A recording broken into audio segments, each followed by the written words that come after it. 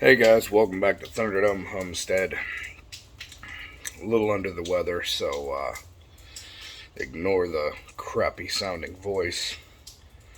First things first, guys, I think YouTube has been hitting this channel pretty hard. I'm not getting near the traction that I historically have, and it's kind of demoralized me a little bit as far as making content lately. So that's part of the reason, in part, why I've kind of been less active on here. So do me a favor, first things first, before I get into the video. Hit the like button, subscribe if you're not already, and share this with somebody that you think may or may not need to see it. Anyhow, into the topic of today's video. Two things. First, camouflage. It's a thing. So, walking around with your black kitted up rifle and all your black mags, and yes, these are magazines, not clips. That drives me insane. Magazines. And that, unless you're in an urban setting, is probably not the wisest thing. So, one thing I've been doing is painting some of my platforms. And it's fairly simple. Just I have a wooded area that is my base of operations, so I just kind of, get a little bit of this, a little bit of that. Don't make any rhyme or reason to it. Just kind of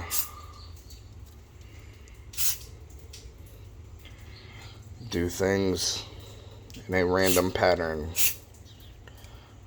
And don't make them all the same either. Next, I see a lot of people with a lot of different stuff going on with their rifles.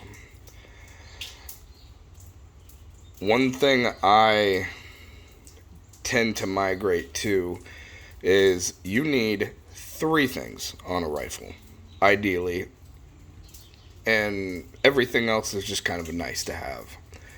You need an optic, so some way to aim it, whether it be iron sights, scope, LPVO, what have you.